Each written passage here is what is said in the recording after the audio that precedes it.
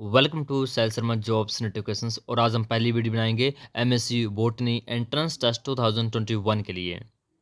देखो काफ़ी स्टूडेंट मुझसे बोल रहे थे कि आप पीवाई की क्वेश्चन लेके आओ एमएससी बॉटनी के लिए। देखो पहले मेरे से नहीं हो पा रहा था क्योंकि मेरे पास एमएससी बॉटनी के क्वेश्चन पेपर नहीं थे, बट थोड़ी सी मैंने मेहनत किया है, थोड़ी सी आप बोल सकते हो, बट मेरे लिए एक बहुत ज़्यादा मेहनत थी।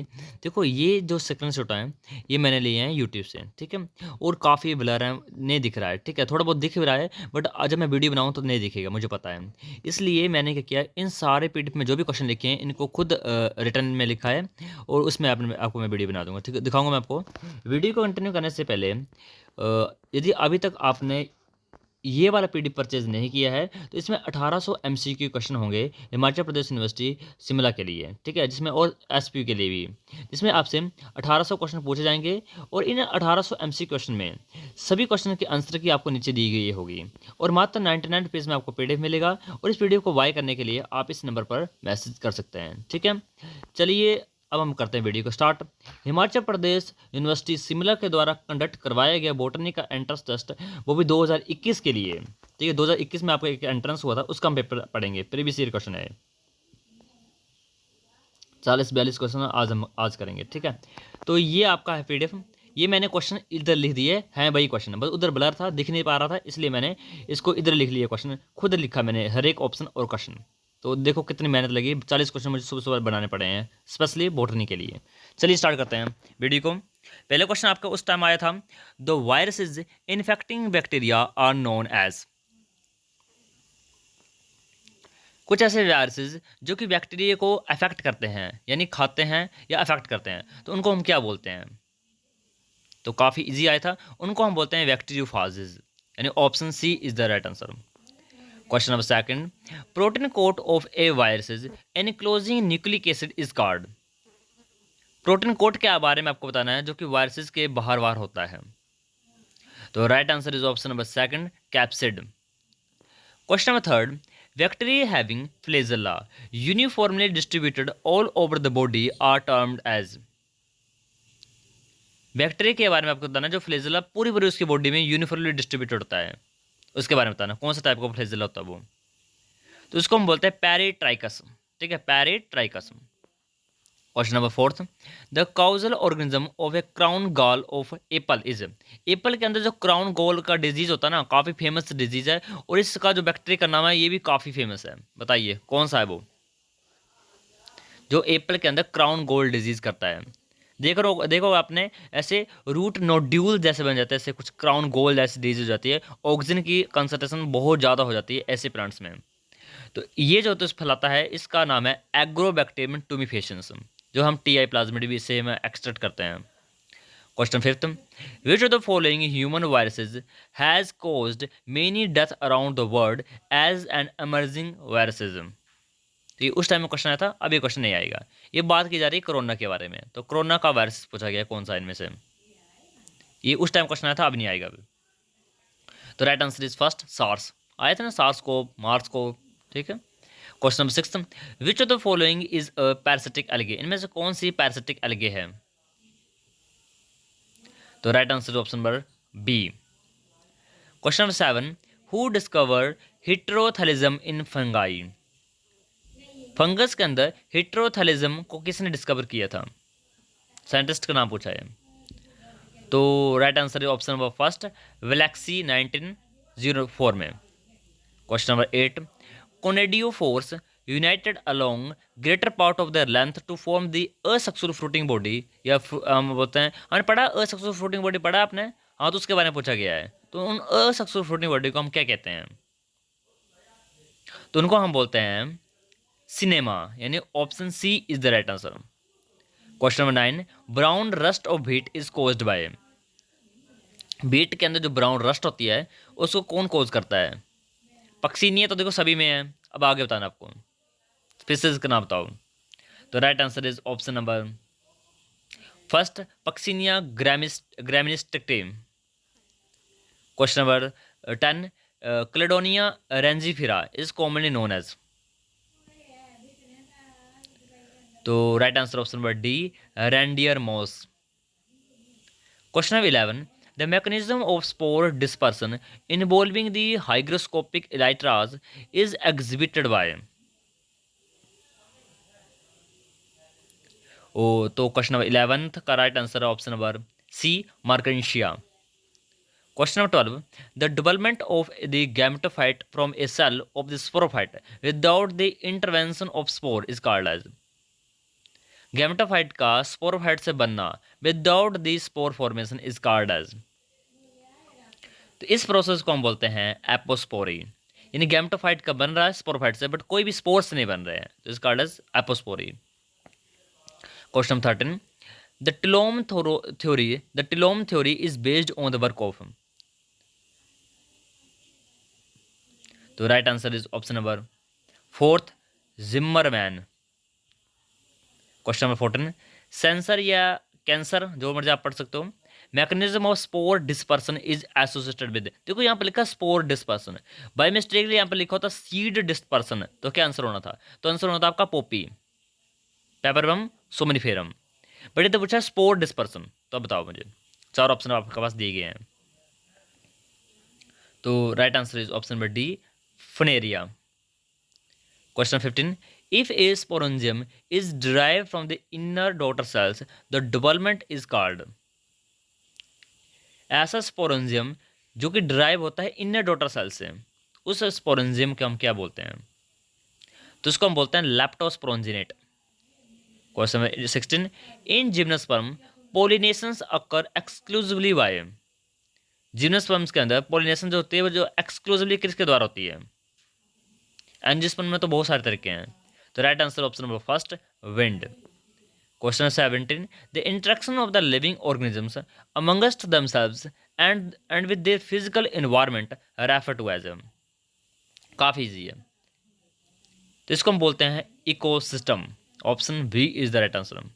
Question 18. The timing of the seasonal activities of the plant in relation to change in the environmental conditions is called as. और ये क्वेश्चन सेट 2024 में क्वेश्चन आया था, state eligibility test of Himachal Pradesh में। क्वेश्चन रिपीटेड क्वेश्चन है और काफ़ी easy question है, और मुझे भी लग रहा है इस बार क्वेश्चन आने के चांसेस है, इसके रिपीटेड क्वेश्चन है, आएगा इस बार। तो right answer option number D, phenology. जब भी किसी भी प्लांट की हम सीजनल वैरायटी या उनका टाइमिंग, उनकी कुछ भी वेरिएशंस को पता करते हैं, उसको हम बोलते हैं फिनोलॉजी, स्टडी है एक। Question number 19. The water which remain readily available to the plant in soil is called. देखो कौन सा पानी प्लांट के लिए उपलब्ध होता है? काफ़ी इजी, बचपन से आप पढ़ते आ रहे हो। तो right answer is option number first, capillary water. Question number 20. The plants which evade dry conditions are known as. देखो इवेड होता है भागना, तो बताओ मुझे, ड्राई कंडीशन आते ही भाग जाते हैं, तो उन प्लांट्स को हम क्या बोलते हैं? आल्सो कॉल्ड एज ड्राउट एस्केपर्स, इनको हम ड्राउट एस्केपर्स भी बोलते हैं, या ड्राउट एंड्यूरिंग भी बोलते हैं। तो right answer option number first, ephemerals. Question 21. The zone where 2 or more different communities meet and integrate is called। तो right answer is option number, एक second, the zone where 2 or more different communities meet and integrate is called। ओहो, देखो ecotone तो होता ही है, हम उसको ecotone ही बोलते हैं, जहाँ पर दो कोई इकोसिस्टम आपस में या दो कम्युनिटी आपस में इंटरेक्ट कर रही हों। But transition zone is also the term of ecotone. तो right answer option number C, in both A and B. थोड़ा सा मैं इसके बारे में बता देता हूँ। देखो ट्रांजिशन जोन वो जोन होती है, या इकोटोन वो जगह होती है जहाँ पर दो इकोसिस्टम आपस में या दो कम्युनिटी आपस में मैच करती है। फॉर एग्जांपल के लिए एक एग्जांपल ले लो, 3 एग्जांपल दूंगा मैं। पहला एग्जांपल, मान लीजिए एक एरिया में बहुत सारा क्या है, फॉरेस्ट है, और साइड में बहुत सारा क्या है, ग्रास लैंड है। तो बीच में जगह होगी उसको बोलते हैं सहावना, जहाँ पर पेड़ भी थोड़े थोड़े होंगे और ग्रास भी थोड़ी थोड़ी होगी, मतलब बैलेंस टाइप की होगी, तो वहाँ पर डाइवर्सिटी बहुत ज़्यादा होती है। दूसरा एग्जांपल, एक आपका बहुत बड़ा तालाब है, झील है, कोई लेक है, और एक तरफ आपका क्या है, जंगल है, फॉरेस्ट है। तो बीच में जो जगह होगी, इन दोनों के जो ट्रांजिशन जोन में जगह होगी, इनके बीच में जो इकोटोन होगा वो होगा बेटलैंड। बेटलैंड में थोड़े थोड़े आपकी पेड़ भी होंगे और थोड़ा थोड़ा आपका तालाब भी होगा, तो card as wetland. Wetland forest के बीच में भी हो सकता है, फॉरेस्ट और नदी के बीच में भी हो सकता है, और ग्रास लैंड और तालाब के बीच में हो सकता है, बट मोस्ट प्रिसाइजली फॉरेस्ट हम बोलते हैं। थर्ड एग्जांपल इज एस्चुरीज, जहाँ पर एक बहुत बड़ा ओशन है जो कि मेराइन इकोसिस्टम का है, और एक आपकी बहुत बड़ी नदी है कोई जो कि फ्रेश वाटर की है या कोई झील है, बीच में जो जगह हो गई is called as estuaries. But याद रखना इकोटोन या ट्रांजिशन जोन में जो भी स्पीसीज होगी वहाँ पर बहुत ज़्यादा डाइवर्सिटी होगी एज कम्पेयर टू एडजेसेंट या नेबरिंग स्पीसीज। नेबरिंग कम्युनिटी से बहुत ज़्यादा डाइवर्सिटी होगी वहाँ पर। Question number 22. The amount of the nutrients such as nitrogen, phosphorus, calcium present in the soil at a given time is called. इसको हम बोलते हैं स्टैंडिंग स्टेट। ठीक है। Question number 23. The idea of ecological pyramid was advanced by, यानी ecological pyramid का concept किसने दिया था? चार ऑप्शन आपके पास दिए गए हैं। तो right answer is option number D, C.E. Elton. Question 24. A taxon whose distribution is confined to a given area is said to be a. तो इनको हम बोलते हैं एंडेमिक, यानी 24 का right answer option number A. The theory of continental drift was propounded by, या कुछ बोल दो प्रपोज्ड बाय, या कुछ बोल दो किसने दिया है? Theory of continental drift evolution में महान कॉन्सेप्ट है। इस साइंटिस्ट का नाम बहुत ग्रेट साइंटिस्ट है, इसको बोलते हैं हम कॉन्टिनेंटल ड्रिफ्ट। कि हमारा जो पूरा वर्ल्ड है, पूरी जो अर्थ है, धरती है, वो सभी कई सालों पहले पेंजिया के नाम से जानी जाती थी और बहुत बड़ी थी, सभी आपस में जुड़े थे। बट कुछ चीज़ें आई, कुछ धमाके हुए, कुछ बहुत बड़ी कैटास्ट्रोफी आई जिसकी वजह से ये टूट गई और कुछ भागों में विभाजित हो गई। अब ये भाग जो हैं वो कुछ कॉन्टिनेंट कहलाते हैं, जिसमें 7 कॉन्टिनेंट आ जाते हैं। अब ये जो डिवाइड हुए हैं इस थ्योरी को बोलते हैं कॉन्टिनेंटल ड्रिफ्ट। और कॉन्टिनेंटल ड्रिफ्ट को बहुत अच्छे तरीके से समझाया था वैगिनार ने, Alfred Wegener. Option C is the right answer. Question number 26. The phenomenon of double fertilization और triple fusion in the characteristics of, काफी इजी है, इज द वेस्ट क्वेश्चन और काफी इजी क्वेश्चन है ये। तो right answer is option number B, angiosperm. Question number 27. Binomial with identical generic name or specific epithets are called. ओहो, काफी easy question आया अभी। इधर बोला गया है कि बाइनोमियल नोमेनक्लेचर के अंदर जेनरिक नेम और अगर स्पेसिफिक नेम दोनों सेम हो जाएं तो उसको हम क्या बोलते हैं? वैसे तो बोटनी के अंदर टोटोनिम्स आर नॉट एक्सेप्टेबल, जहाँ तक मुझे जानता हूँ। वैसे मैं जोलॉजी बैकग्राउंड का हूँ, पर जहाँ तक मुझे पता है, ये आप प्लीज़ आप वेरीफाई करके मुझे कमेंट में बताना, इसका राइट आंसर टोटोनिम ही है, जहाँ पर जेनरिक नेम और स्पेसिफिक नेम सेम होते हैं। जैसे फॉर एग्जांपल के लिए नाजा नाजा, इंडियन कोबरा, नाजा नाजा, आपके गैलस गैलस, कटला कटला, या तो आप बोल सकते हो और क्या है, और काफ़ी नाम है, गैलस गैलस, नाजा नाजा, गोरिल्ला गोरिल्ला, और बहुत सारे हैं जिसमें स्पेसिफिक नेम सेम है और जेनरिक नेम सेम है। इसको हम बोलते हैं टोटोनिम्स। बट जहाँ तक मुझे पता है tautonyms are not allowed in botany. Yes, it is allowed in zoology. Zoology में तो टोटोनिम्स आपके अलाउ होते हैं, बट बॉटनी में जहाँ तक मुझे याद है, मैं जोलॉजी बैकग्राउंड से हूँ, बट मुझे लगता है बॉटनी में अलाउ नहीं होते हैं। प्लीज़ आप इनको वेरीफाई करके मुझे जरूर बताना कि ये अलाउ होते हैं या नहीं होते हैं। कोई भी बॉटनी का स्टूडेंट देख रहे हो, बट वैसे तो एएमएस बॉटनी की वीडियो है, आप इससे बॉटनी के होंगे। हेमी टोटोनिम्स अलाउ होते हैं, but truly totonyms are not allowed in botany, I think. Question 28. The study of application statistics methodology to analyze the biological variations, correlations and regressions in the biological measurement is called as. काफ़ी student इसका answer operational taxonomical unit देंगे, but it's not a right answer.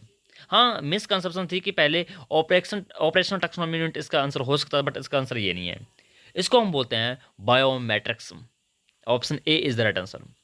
Question 29. The temperate grasslands of South America are known as. आप सब बाकी का पढ़ लेना। Temperate grassland पूछे साउथ अमेरिका का, आप अफ्रीका पढ़ लेना, और जो स्पेन का पढ़ लेना। ये दो पूछे जा सकते हैं, अफ्रीका का और स्पेन का। बाकी साउथ अमेरिका का बताओ कौन है? तो साउथ अमेरिका में पैमास साउथ अमेरिका का है, ऑप्शन सी। Nitrosomonas converts. देखो इस क्वेश्चन में थोड़ी दिक्कत है। जहाँ तक मैंने पढ़ा था ना, नाइट्रोसोमोनास क्या करते हैं। देखो इधर तो राइट आंसर बताओ मुझे क्या है। गूगल में भी यही आंसर मिलेगा, बट जहाँ तक मैंने पढ़ा था इसका आंसर वो होना चाहिए था, बट इधर ऑप्शन दिए नहीं है वो। इधर जो है वो राइट आंसर है option number first, ammonia into nitrite. Okay, ammonia into nitrite. But जहाँ तक मैंने पढ़ा था, नाइट्रोसोमोनास क्या करता था। देखो जिस वर्ड में भी सो लिखा हो, नाइट्रोसो मोनाड, नाइट्रोसोकोकस, नाइट्रोसो, जहाँ पर सो लिखा हो वो नाइट्रोसो, जो वो करता है नाइट्रोसोफिकेशन। बट मतलब वो करते हैं नाइट्राइट टू नाइट्रेट में कन्वर्ट, बट इधर कहीं पर ऑप्शन में नाइट्राइट टू नाइट्रेट नहीं लिखा था। तो इधर तक अकॉर्डिंग टू गूगल वगैरह हर जगह तो आंसर तो आपका यही है फर्स्ट ही, बट मुझे लगता है कि थोड़ा ऑप्शन में कुछ गड़बड़ी है, बाकी देख लेना, ठीक है। Question 31, the process of entrance of the pollen tube through the micropyle. अच्छा ठीक है, माइक्रोपाइल एंड के थ्रू हमारे पोलन ट्यूब एंटर कर रही है, तो उस टाइप की गैमी को क्या बोलते हैं? पोरोगैमी, चलाजोगैमी, मिजोगैमी, हिस्ट्रोगैमी। काफ़ी ईजी है, बचपन से पढ़ रहे हो आप। Right answer of first option number first, पोरोगैमी। जब भी आप माइक्रोपाइल के थ्रू जाए तो पोरोगैमी, और कभी कभी चलेजेंट के थ्रू जाए तो चलेजोगैमी, ठीक है। तो पोरोगैमी is called. SAP would is otherwise called, SAP would को आप क्या कहते हो? देखो कल मैंने आपको पढ़ाया था हार्ट वुड को क्या बोलते हैं, तो वो क्वेश्चन आपका आया था। देखो आप ना ऐसे मत सोचना कि जो मैं क्वेश्चन पहले करवा रहा था कश्मीर यूनिवर्सिटी का, कि वो क्वेश्चन नहीं आएंगे। भाई रिपीटेड क्वेश्चन आते हैं, चाहे आप कश्मीर यूनिवर्सिटी पढ़ लो, हरियाणा यूनिवर्सिटी पढ़ लो, या आप पंजाब यूनिवर्सिटी पढ़ लो, चाहे भले सरदार पटेल यूनिवर्सिटी के। मैंने कहा है आपको MCQ क्वेश्चन की प्रैक्टिस करनी है। देखो कल मैंने कश्मीर यूनिवर्सिटी का आपको एक क्वेश्चन करवाया था जिसमें पूछा गया था कि हर्ट वुड को क्या कहते हैं, heartwood is also known as, तो द आंसर क्या था? ड्यूरामैन। करवाया था ना कल क्वेश्चन मैंने, 100% करवाया था, मुझे याद है। तो मैंने कहा था कि हर्ट वुड को दूसरा नाम क्या है, तो आंसर था ड्यूरामैन। तो इधर थोड़ा सा क्वेश्चन अल्टर के इधर सैप वुड के बारे में पूछ लिया है, ठीक है। तो वो क्वेश्चन गलत नहीं थे, बट आपने कहा कि नहीं हमें भाई हिमाचल प्रदेश की चाहिए हमें, तो भाई हिमाचल का करो। थोड़ी मेहनत लगी है, बट चलो मैं हिमाचल का करवा दूंगा आपको सारे, पहले 3-4 सालों के करवा दूंगा हिमाचल के, उसके बाद कश्मीर के मैं दोबारा करवाऊंगा। मुझे पता नहीं क्यों लगता है कि कश्मीर का पैटर्न फॉलो होता है हिमाचल में, क्योंकि कश्मीर का एक बार क्वेश्चन पेपर देखना जूलॉजी बॉटनी के कश्मीर यूनिवर्सिटी के, matching matching whole question are matched, ठीक है। आंसर बताइए मुझे इसका। तो इसका राइट आंसर ऑप्शन में बी, एल्बर्नम, ठीक है। Question 33, the place of attachment of the stalk with the main body of ovule is called. तो राइट आंसर ऑप्शन में B, hilum.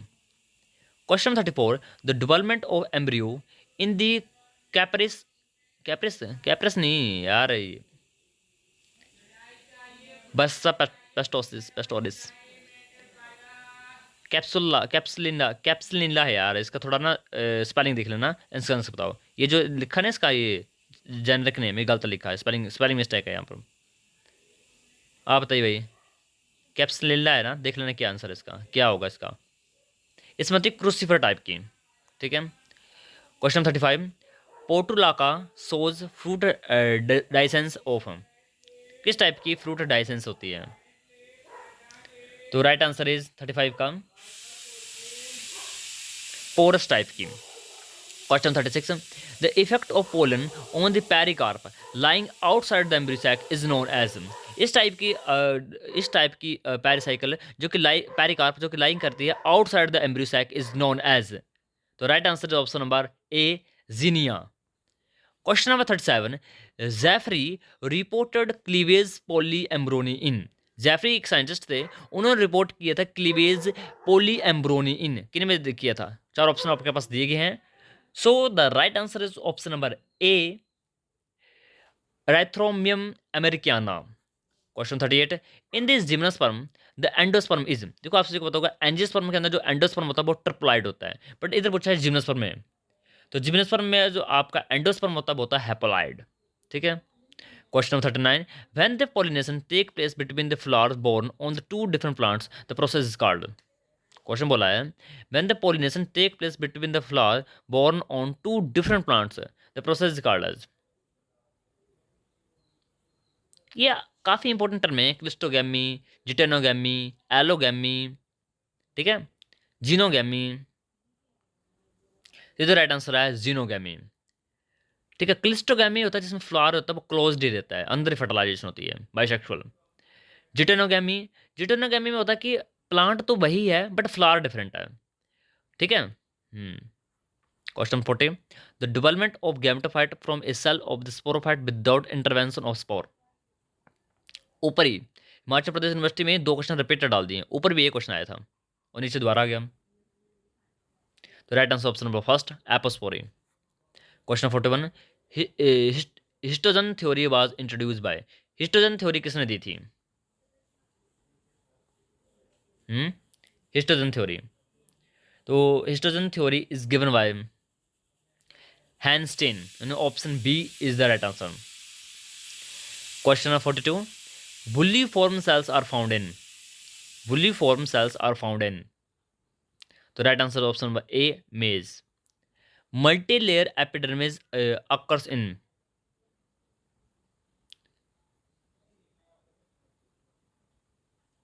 Multi layer epidermis occurs इन, तो देखो साइकस लीफलेट्स तो है ही, ठीक है। हाँ, फाइकस की भी कुछ लीव्स में मल्टी लेयर होती है यार। नेरियम लीव्स, ओहो नेरियम।